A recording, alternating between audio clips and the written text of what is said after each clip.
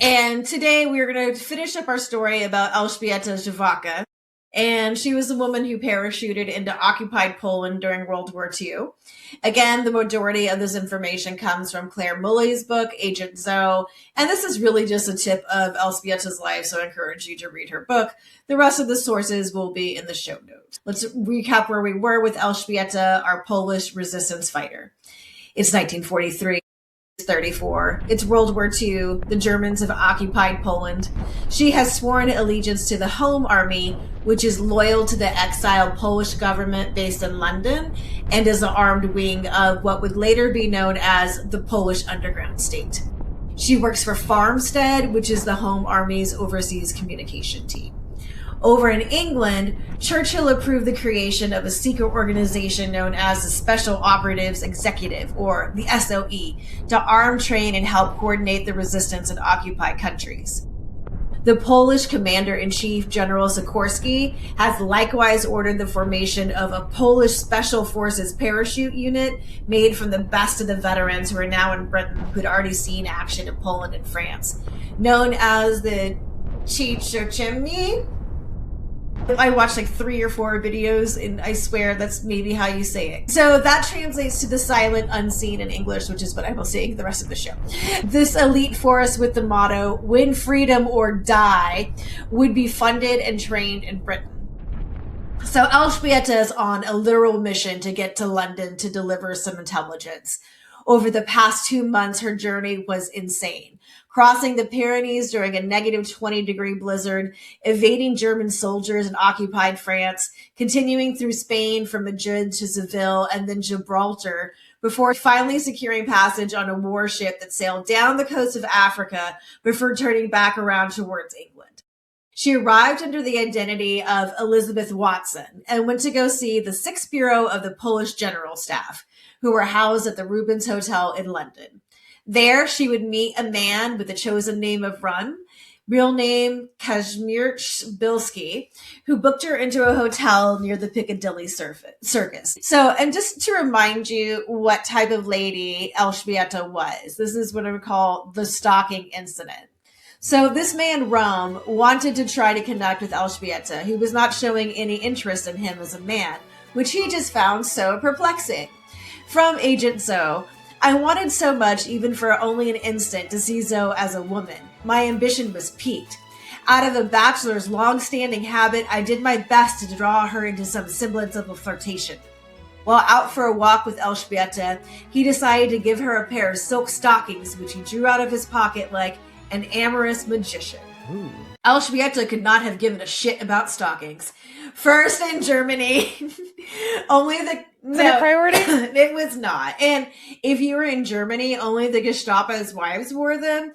So if you had them on, you would die. Her mind was not on, as Rum called them, not elegant bare legs, but on the war and on the death of her brother in Auschwitz. Yeah, that seems a little bit more important. Yep. So she pointed the conversation towards Poland and its future, and Rum pocketed the stockings and gave up flirting with women like Elżbieta. So when Elżbieta first met the men of the 6th Bureau, she decided to bitch them out for how terrible the communication routes were. I started to point out to them their mistakes. I am quite direct in these matters, so this did not endear her to them. And then she was debriefed and finally was able to learn what she had risked her life and limbs for. Intelligence on German U-boats, troop movements, German industry, home army sabotage, files on enemy aircraft and weapons experiments, escape, evasion, and courier routes, an overview of resistance cooperations across Europe, latest Polish reports on the persecution of the Jewish community, including the accounts of the Warsaw Ghetto, a dossier on Auschwitz, and broader plans of the Nazis for extermination of Poles and Jews. This was really important because the people within the Allies were not getting this type of intelligence, right? So they were finally getting the confirmations of all the horrific shit that was happening in Poland and in Germany. So she's in London, and now after receiving some commendations and meeting with various Polish dignitaries, she devoted herself to overhauling the communication systems and instilling in the 6th Bureau the dangers involved in collecting and processing intelligence. In addition to this, though, she had an agenda. to get the women working within the Home Army official military status. The exiled Polish government had officially recognized the Home Army, and the 400,000 men within it were classified as combatants, but the 40,000 women were not. So while there had been a decree drafted by the Home Army commander, General Stefan Grot-Rovecki, he had been captured and murdered in the Sachsenhausen concentration camp on the order of Heinrich Himmler. And the new leadership was not so much in favor of women on the front line. So Elżbieta traveled around Britain, touring all the women's bases where women's auxiliaries were, and she used this experience to draft revisions to a new decree on women in the Home Army, effectively ensuring that female soldiers had the same rights and obligations as the male soldiers, including the right to rank, promotion, and decoration. And she took out all the references to auxiliary services to include the women in the actual army and not to be auxiliary, right? And within this, women were not to be conscripted, but could volunteer in between the ages of 18 and 45. So I'm out. All right. One year to go. 1 year to go. So that done, Elżbieta wanted to return to Poland to get more hands-on with the resistance, and she was really tired of the politics in London.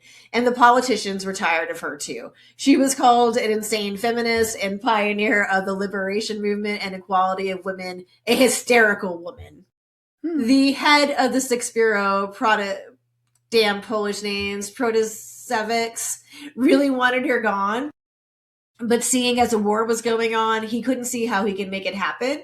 And he was like, I'm looking for a way for you, but unless a chance that you will jump, but you will not jump. To which she was immediately like, why don't I jump?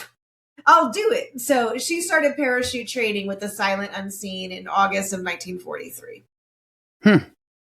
Interesting. So the Silent Unseen. Of the 2,413 Silent Unseen candidates, only 605 completed the training and passed all the tests. Of those, 79 qualified for airlift. The volunteers included 1 general, 12 staff officers, 894 officers, 192 non-commissioned officers, 171 privates, 15 women, and 28 civilian emissaries of the Polish government in exile. The training lasted 4 to 8 weeks and consisted of 5 courses, including psychological and technical investigations. They were taught to use every kind of weapon, British, Polish, German, Russian, and Italian weapons, and to do mock assassinations. Their covert operations training included interrogation resistance, propaganda driving, close combat, and shooting at invisible targets, but I'm not sure I understand what that is. Is that just shooting at the air? I don't have an answer for you. They also learned to craft new identities and to blend into occupied Poland because they were going to be jumping into Poland, and now it was different. A lot of these people had been there before the Nazis took over. Before occupation, Before occupation. So there's all these new German laws they were expected to know. But there was also other things, just like what were people wearing now, right? So what are the fashions? What would make you stand out as an outsider? Right? Yeah. So once someone passed all of those tests, then they would be able to parachute back into Poland to serve with the Home Army. While there is evidence of other women besides Elżbieta training with the Silent Unseen, no other women parachuted into Poland. Additionally, Elżbieta didn't complete all the training. She spent a lot of her time debriefing others on what it was like in occupied Poland and was just exempt from some of the stuff because they're kind of just like... She's like, you did this already. Yeah, and she's not really being... It is very controversial about whether or not she is officially a Silent Unseen. She got the badge and everything, but because she didn't go through all of the training. So she went to Scotland to do her parachute training at Largo House in Fife, which is 10 miles from St. Andrews, the base of the first independent Polish parachute brigade, who marked the gates with a sign that read, "Looking for death, come in for a moment." Dark, yes. Most would have had to have complete the Monkey Grove assault course, but Elżbieta was exempt. All she had to do was to learn to jump from an aircraft. That's all. That's all. So the training began with jumping over sand on a trapeze-like swing, then jumping from the first floor, then from small pylons, for which she twisted both ankles on landing, and she blamed her semi-sporty heel. She was jumping in freaking heels. Of course. Of course she was. Of course. The instructor rigidly bandaged her ankles and she went again. But it was also pretty standard for everyone to fuck up their ankles, heels or not, and broken legs were almost a daily occurrence. The code names eventually... That's still not out of the question in like modern like paratrooper training. Right. There's a lot of leg and back injuries, yes. Yeah, the code name eventually assigned to parachute training was lumbargo, which is a medical term for pain in the lower back. Yeah, makes sense. Yep, Elżbieta passed her preliminary training, making ready for her final parachute course at Ringway near Manchester. The first part of this training was to jump out of a tethered hot air balloon nicknamed Dumbo. Elżbieta did this well enough to qualify for the subsequent trial, a jump from a low-flying Halifax. Apparently, she had heard stories of chutes failing to open and students dying, so she was more of a little anxious. But she gets on the plane, and this is where you figure out that you basically just fall out of this plane. There is no seating on it except for the edge of the, quote, Joe hole, which is a hole about 5 feet across, which is just a hole in the plane. You just lower your legs and fall, and then you're in the sky, tumbling to the ground. And hope your parachute opens. Her parachutes did open. She completed her training successfully, and while not in love with parachuting, she was ready to go to Poland. So though delayed by rain, her flight to Poland was finally scheduled for September 9th, 1943. She was going with 2 men who she only knew by their code names Crystal and Ladder.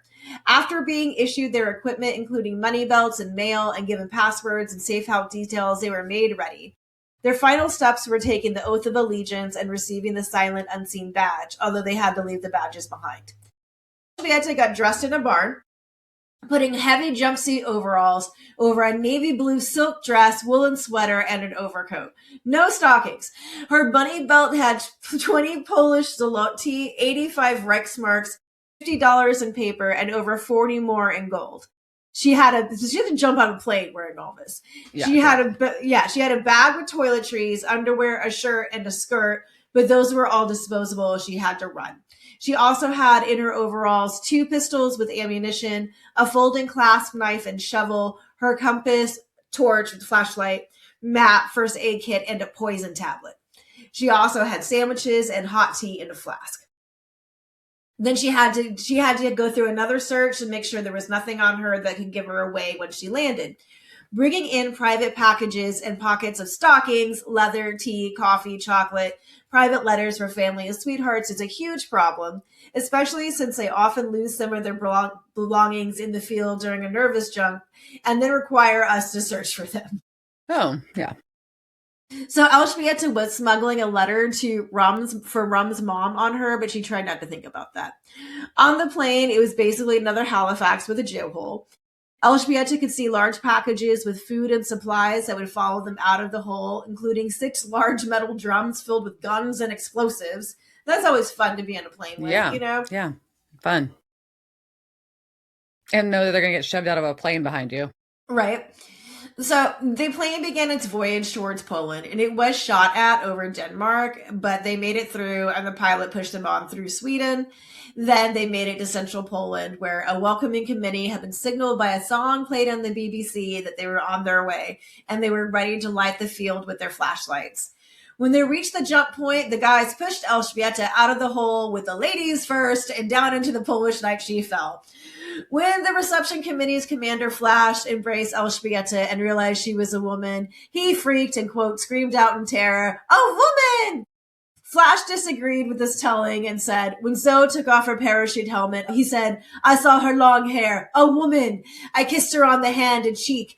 Another account had him explain, "Welcome, the only daughter of the sky." I'm pretty sure it was a woman. First one, yeah. The first one seems the most plausible.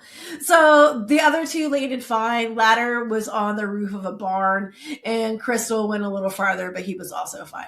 So Elżbieta stripped out of her coveralls, handed over her money belt and the pistols, which are too dangerous for her to be carrying. Flash took them to a safe house where they met a young woman who fed them bread, bacon, and vodka. The next day, Elżbieta woke up to the stink eye from the young hostess who had found an English label in Elżbieta's dress. Uh-oh. So that woman picked the labels out and burnt them, mortifying Elżbieta at her carelessness. If the Germans had found them during a search, it would have meant the literal death of them all. So Elżbieta is just like, oops, and books it out of there pretty quickly and catches a train to Warsaw, where she quickly finds herself back in the underground action. She changes her name again, becoming Elżbieta Nowak. An apartment was bought for her by Farmstead, which housed a new secret archive hidden under the floorboards, accessible by lifting the floorboards with a knitting needle, which I think is cool. That would prove pointless because they had to burn all the intelligence. Yep. Beginning in March of 1944, the Nazis made a series of arrests of Farmstead, 78 of them, determined to wipe out the resistance before the Soviets arrived. His name and photograph became known to the Gestapo, and a warrant was issued for her arrest. Looking for Elżbieta and her boss, Amelia, a few hundred women in their mid-30s were rounded up on the street. In August, the Warsaw Uprising popped off. Elżbieta was made captain and served as quartermaster, managing the supply chains to field kitchens and hospitals, providing liaison support and helping to organize a rotation of couriers, medics, and active service personnel. While making good use of her skills, Elżbieta really wanted a gun and to be out in the field, so she accepted her orders. Then the Nazi counterattacks against the uprising were horrific, not only ordering all members of the Home Army to be shot even if they surrender. Himmler specified the part of the population not fighting, women and children, should likewise be killed. Nazis moved from house to house, throwing grenades and herding people into the street to be shot in the head, murdering 40,000 people in one day alone. This was not the end. The resistance fought for 2 months, taking control of substantial parts of the city, only to capitulate on October 2nd, 1944. This after the loss of 200,000 civilians and 18,000 resistors. Under the surrender terms, the Home Army was to be treated as POWs rather than being shot or sent to concentration camps as bandits. Because the order was finally put in that all women in the Home Army were classified as soldiers, they too would be interned as POWs, giving the 3,000 women who surrendered some legal protection that they had never had in combat before. And then the Home Army was officially disbanded January 19th, 1945. Elżbieta continued to resist tyranny until her death at 99 years old. And I will tell more of her story, including that time she cosplayed as a nun and all of her many, many arrests over on More Lore. Welcome to More Lore, where we talk more lore. And today we are finishing up our talk about Elżbieta Zawacka. I may be saying that name right this time. So she, to remind everybody, is a Polish resistance fighter, spy. She parachuted into Poland, which was occupied by the Nazis during World War II. So I just wanted to talk a little bit more about her life. We're going to talk just a little bit before she jumped out of the plane, and then just talk about what happened after she jumped out of the plane, because her life continued to go on. She cosplays as a nun. She gets arrested a bunch of times. So just some fun facts about her life that I wanted to share. What we said in part 2 was that she was doing a lot of campaigning to get women get recognized in military service, right? Because women during, especially the Polish army at that time and in Britain's army, were auxiliary services, right? They weren't necessarily entrenched into the actual military, which just meant that they were entitled to some of the same privileges. There are some kind of bonuses sometimes from being outside of that, but she wanted to make sure that women got the recognition that they deserved. So in order to do that, she wanted to learn all she could about the Polish and British women's auxiliary service, because that's what everybody was saying they should emulate.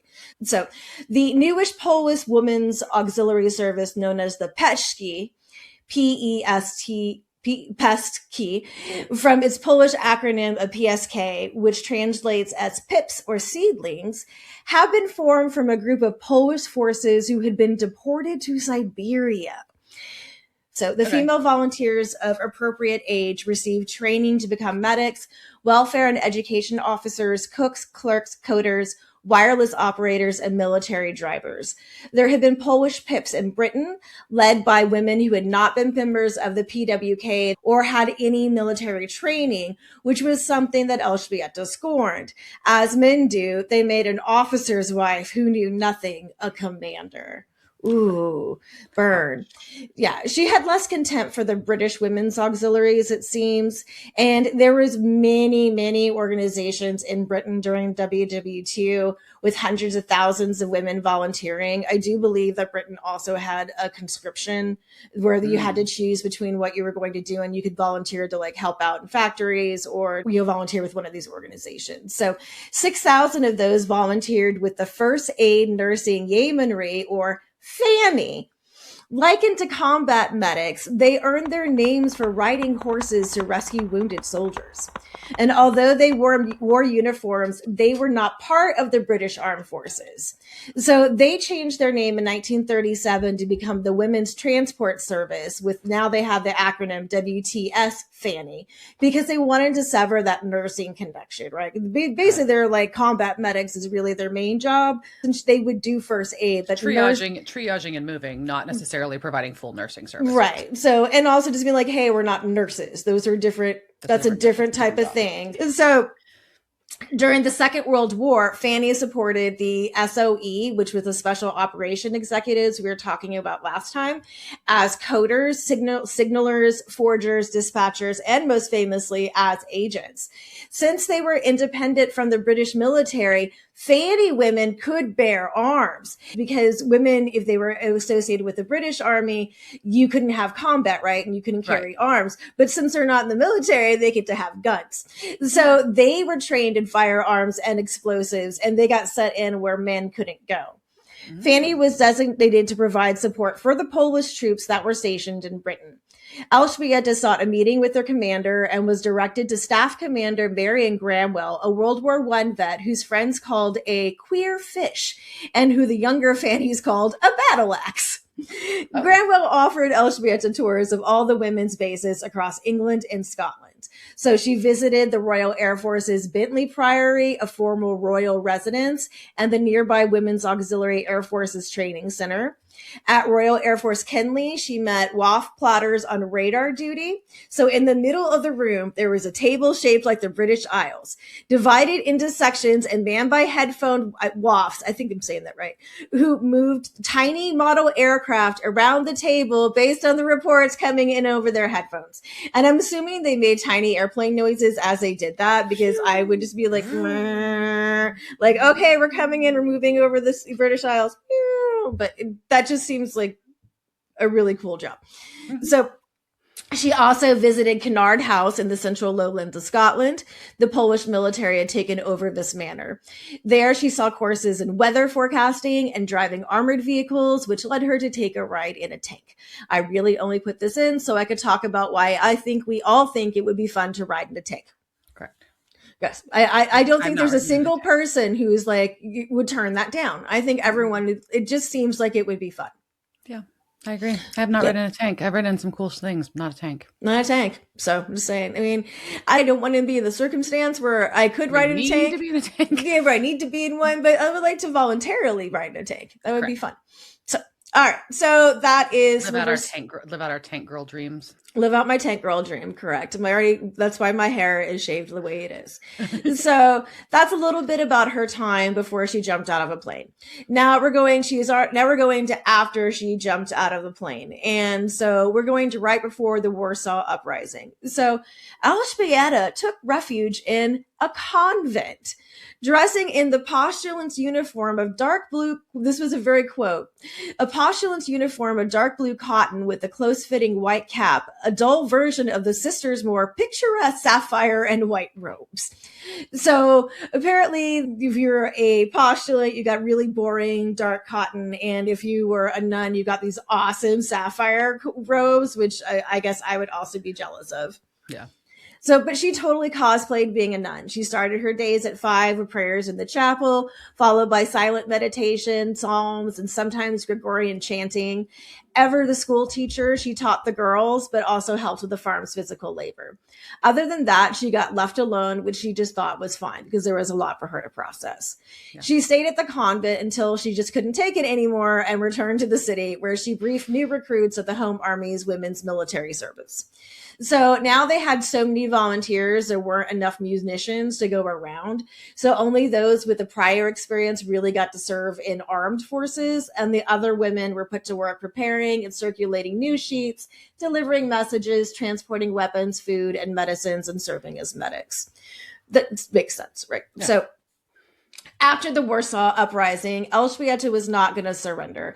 So we talked about this in part 2, that when the Home Army surrendered to the Nazis before the Soviet invasion, a lot of them surrendered and became prisoners of war. Right. Elżbieta was not going to do that. She was like, I'm getting the fuck out of Warsaw and I'm going back to the convent. So she goes back to the convent. She's got a companion named Vacka with her, Wacka. I'm assuming that's Vacka.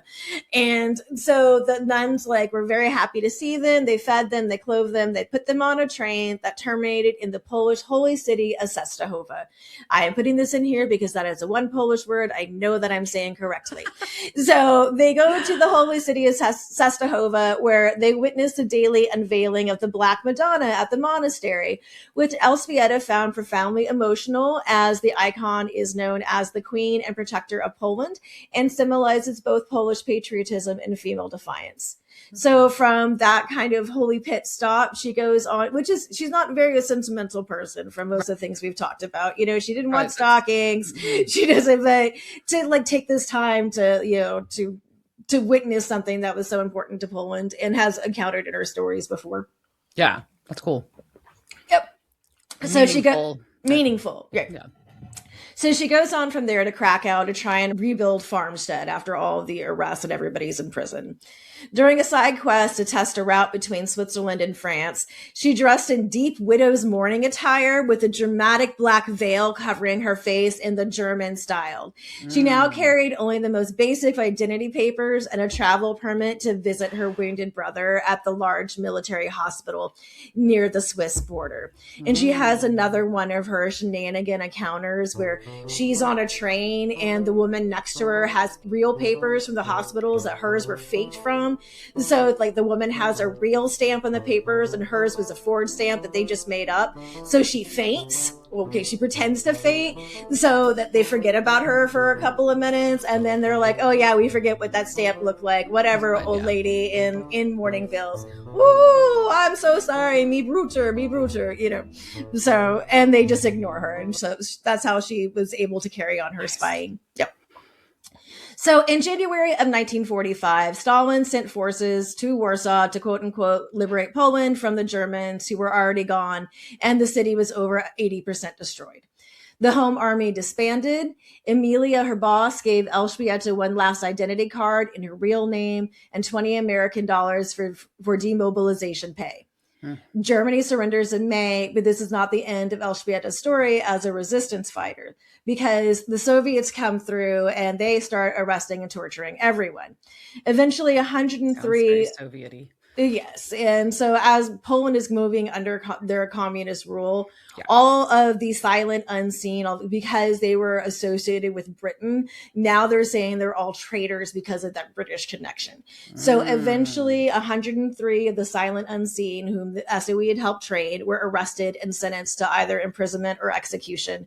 The Soviets would arrest 300,000 Poles between 1944 and 1956, executing 6,000, and more were just disappeared. Elżbieta was arrested in 1951 after $10 of her demobilization money was found in a spool of thread. And she was also accused of meeting to collect and transfer spy material with somebody else who had been arrested. So she was tortured, but she did not snitch. She was sentenced to 10 years. She went to Fordham prison, which had previously been used by the Nazis. There she began to teach the inmates, a crime punished by loss of privileges when discovered. Later, she was transferred to a less harsh prison before being transferred to another one where she was brought to teach mathematics to the detained population of girls who were aged 18 to 21. And soon she was also teaching the guards, then running a correspondence course linked to the local high school, enabling both the prisoners and the guards to obtain high school diplomas. Things did somewhat lighten up in the prisons after Stalin pissed himself and died in 1953. Elżbieta had her sentence reduced and was released in February of 1955. In 1956, an amnesty released 35,000 former Home Army soldiers from the prisons. But Elżbieta still had trouble getting work as a teacher because of her arrest record. So she goes up to the Minister of Education in Warsaw and wouldn't leave until she walked out with a permit saying that she was allowed to teach on official letterhead. Then she continued to work on her own schooling and got her doctorate in 1965. She became a valued expert in correspondence education and eventually an associate professor at Gdańsk University.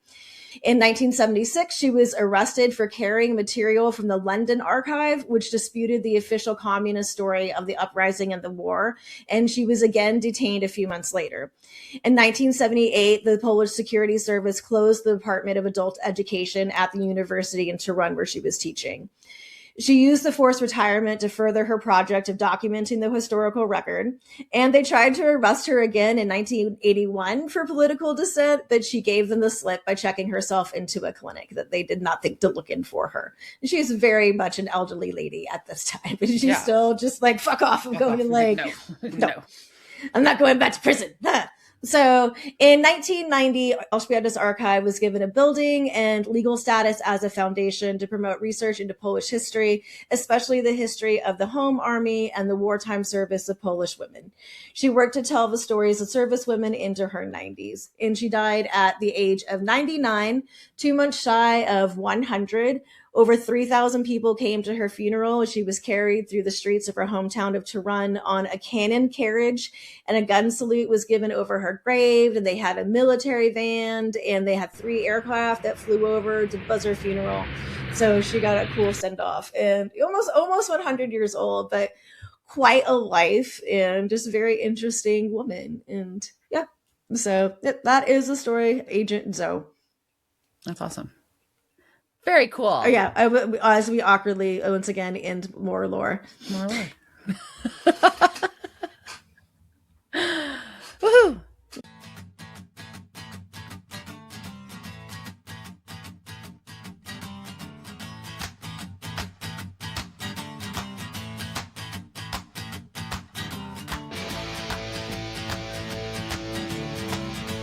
Devil's Trap Podcast is a Don't Get It production. Meow. Devil's Trap Podcast is part of the Ship It Studios podcast network. Thanks for listening to this week's episode of Devil's Trap Podcast. You can follow us on Instagram at Devil's Trap Podcast, Twitter at Devil's Trap Pod, or you can email us at devilstrap@devilstrappodcast.com. Don't forget to subscribe, leave reviews, and share with all your friends. We're at all your favorite podcast outlets and at devilstrappodcast.com. I'm Babe. Thanks for tuning in, and we'll see you next time.